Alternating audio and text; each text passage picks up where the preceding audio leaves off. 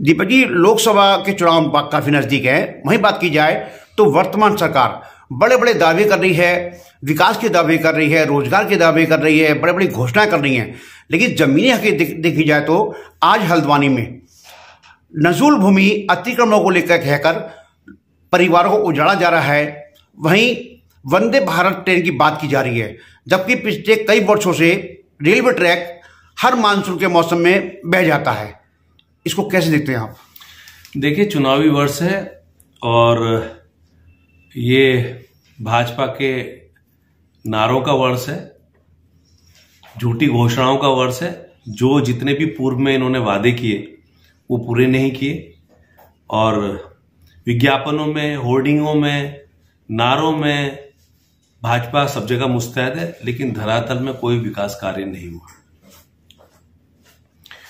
और जो पटरी है कांग्रेस की, जो पटरी में भाजपा की ट्रेनें दौड़ रही हैं, जो कांग्रेस के शासनकाल में जो कहते 70 साल से क्या हुआ, वो आज भी पटरी वही है, आज भी रेलवे स्टेशन वही है। सिर्फ ट्रेनों के नाम देके ये अपने खाते में जो है सफलता अर्जित करते हैं। तो आप देखिए, अटल आदर्श स्कूल विद्यालय क्या है, कांग्रेस का जो समय में जो बिल्डिंगें बनी थी, जो स्कूल बने थे, उनका नाम बदल दिए गए। अब नीति आयोग कांग्रेस शासन में था और उसका नाम बदल के इन्होंने नीति आयोग कर दिया। तो सिर्फ नाम बदले जा रहे हैं, धरातल पे कुछ नहीं है। जनता बेरोजगार है, महंगाई का आलम क्या है, और इनका एक सिंगल एजेंडा है, एक सेट पैटर्न है चुनाव लड़ने का, उससे जनता का भला नहीं होने जा रहा। वो सेट पैटर्न क्या है मुझे बताने की आवश्यकता नहीं है। और जब ईस्ट इंडिया कंपनी जब इंडिया में आई थी अंग्रेजों की, वो गुजरात होके ही आई थी और डिवाइड एंड रूल पॉलिसी का कर उन्होंने पूरे देश में राज किया और हमें गुलाम बना के रखा। तो अभी भी गुजरात से ही सारा जो सेट पैटर्न है पूरे देश का कंट्रोल हो रहा है। और किस तरह से हो रहा है, सुप्रीम कोर्ट भी देख रहा है। इलेक्टोरल बॉन्ड, ये जो भ्रष्टाचार का आरोप लगाते थे, कांग्रेस में कहते थे कि 15 लाख हर किसी के खाते में आएंगे।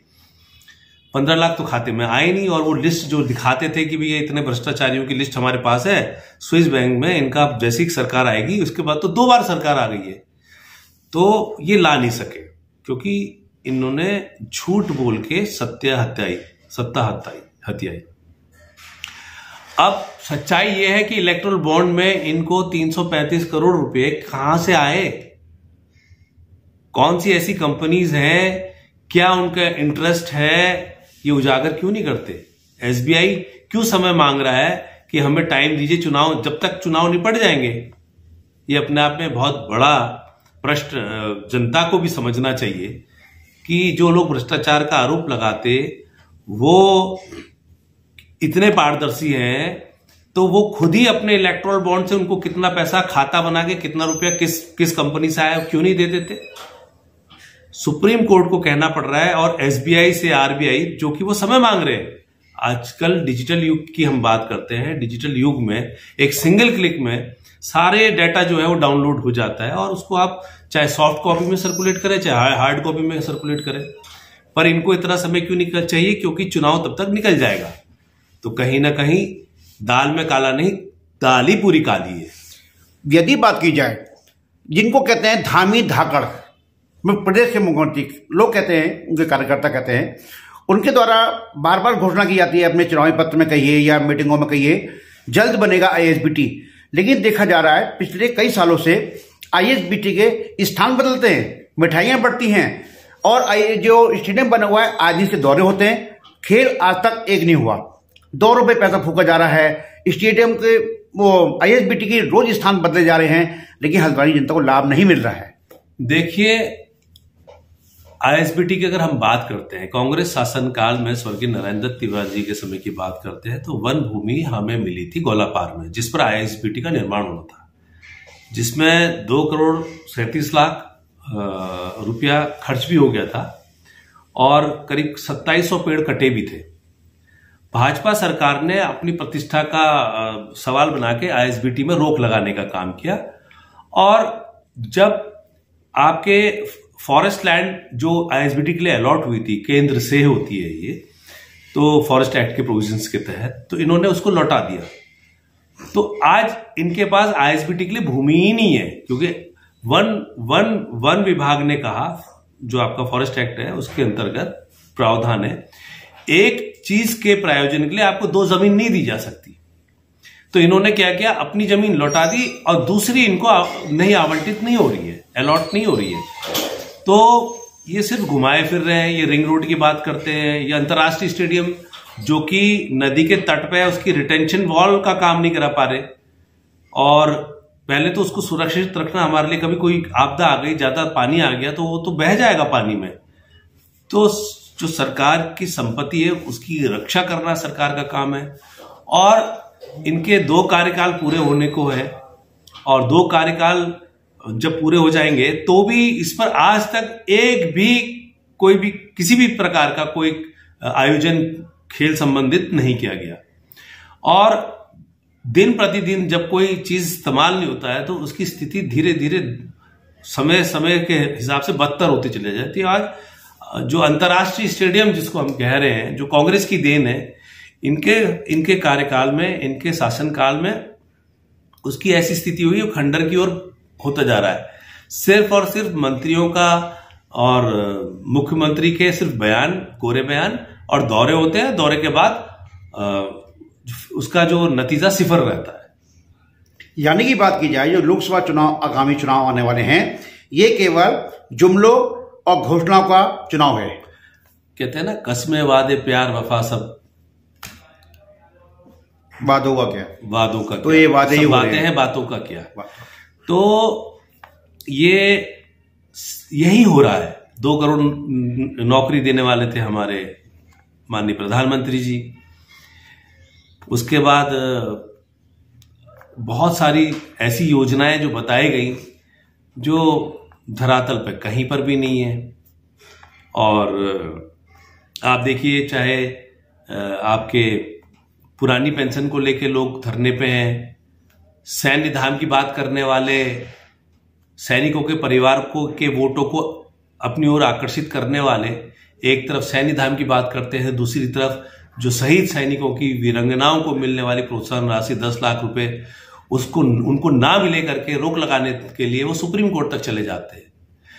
एक तरफ दमोह-डूंगा बंदोबस्ती जो कांग्रेस सरकार ने उसके सर्वेक्षण एवं अभिलेख प्रक्रियाओं के लिए आदेश किया था ताकि उनको मालिकाना हक मिल सके, तो दूसरी तरफ उसी को रोक लगाने के लिए भाजपा की जो सरकार है वो 13 मई 2020 को उस पर रोक लगाने का काम करती है। हम कोर्ट में जाते हैं, नहीं जी इनको मालिकाना हक मिलना चाहिए, वो कोर्ट में जाती कि नहीं जी इनको मालिकाना हक नहीं मिलना चाहिए। अब चुनावी वर्ष आ गया, बिंदु खत्ता को राजस्व ग्राम को जो है घोषणा में सम्मिलित करने की बात कहते हैं। अब जब दमोह-डूंगा 2016 में राजस्व ग्राम बन गया, उससे एक कदम आगे बढ़ के सरकार ने उसमें सर्वेक्षण एवं अभिलेख प्रक्रियाओं को संपादित करने का जियो जारी कर दिया। आज उसको ना कर उस पर तुम रोक लगा रहे हो, और दूसरी तरफ बिंदु खत्ता को ये झांसा दे रहे हो कि हम राजस्व ग्राम घोषित करेंगे। तो आप इतने ईमानदार हैं तो हमारे जवाहर ज्योति और दमोह-डूंगा वालों के साथ न्याय करिए, क्यों कोर्ट में लड़ रहे हैं हमसे। एक अंतिम सवाल, हाई कोर्ट का जो मामला था कि पहले हुआ कि गोलापार में आ रहा है, वहां बहुत से नियम लगा दिए, भवन नहीं बनेंगे, ऐसा होगा वैसा होगा। अब एक नया अपडेट आया है, बसाने में बनेंगे साहब हाई कोर्ट। देखिए, क्या वहां पेड़ नहीं कटेंगे?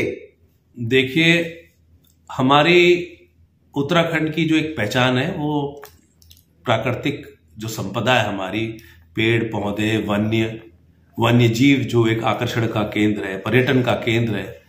आप देखते होंगे 2-3 दिन की अगर छुट्टी पड़ती है तो पर्यटक चाहे वो दिल्ली हो, मुंबई हो, दूर से एक शुद्ध हवा लेने यहाँ आते हैं। तो पेड़ों का कटना तो बिल्कुल नहीं होना चाहिए। उत्तराखंड में 67% हमारा फॉरेस्ट है और इको टूरिज्म को आगे बढ़ावा देना चाहिए और से अधिक पेड़ लगाने की आवश्यकता है। और विकास के नाम में यदि पेड़ कट रहे हैं तो मैं उसको विकास नहीं, उसको विनाश बोलूंगा। और प्रकृति के करीब हमें लगता है कि ज्यादा हमारा जीवन का स्तर ज्यादा अच्छा सुधरेगा और हम स्वस्थ और हष्ट पुष्ट रहेंगे। और क्योंकि सरकार कहीं ना कहीं सरकार की प्लानिंग में कहीं ना कहीं वो गंभीरता नहीं है। और ये वाकई में हाईकोर्ट वहां से नैनीताल से शिफ्ट होना चाहिए, क्योंकि नैनीताल के में भी बहुत अधिक लोड है, चाहे वो पर्यटक से हो, चाहे वहां आबादी का लोड हो, और हर प्रकार का। और उसके हिसाब से भी आप जो है ये भूकंप क्षेत्र में भी आता है, तो कल को सुरक्षा की दृष्टि से भी।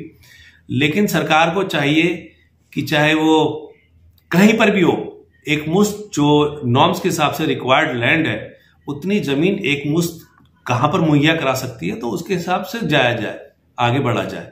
लेकिन सरकार के पास कोई प्लानिंग नहीं है। अब उन्होंने पीछे रोक लगा दी, अब वो रोक लगाने के साथ उतना लोगों का नुकसान हो गया, उनके यहाँ जो विकास कार्य हो रहे थे वो रुक गए, कोई अपना घर बना रहा था, कोई मकान बना रहा था, और जो भी था।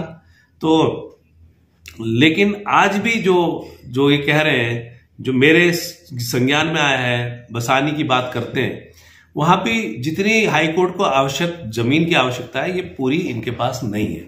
तो लिहाजा पहले कुछ भी करने से पहले उसका होमवर्क कर लिया जाए। जब उसके बाद आप कंफर्म हो जाते हो कि हम अब पूरी तरह से हमने इसका स्टडी कर लिया है, अब हम गो अहेड स्थिति में है, तब हम जाके आगे बढ़े।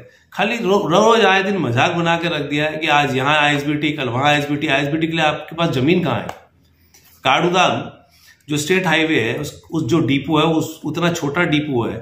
अब खाना पूर्ति के लिए आप कह रहे हो कि वहां से संचालित की जाएंगी, तो वहां पर आप देखिए चौड़ी सड़क है नहीं, आपकी पतली सड़क है। वहां से जब आप संचालित करेंगे तो वहां पर आए दिन जाम की स्थिति पैदा होगी,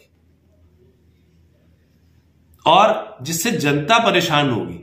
तो कहीं ना कहीं प्लानिंग इनकी प्रॉपर नहीं है, और जिससे जनता परेशान हो रही है। तो मैं आपके चैनल के माध्यम से प्रशासन शासन से यही मांग करूंगा कि पहले जनता के हित देख के ही कोई कार्य योजना बनाए, ताकि जनता को परेशानी ना हो। Finally government of the people, for the people, by the people है। जो भी काम हो जनता जनार्दन के लिए काम होना चाहिए। धन्यवाद।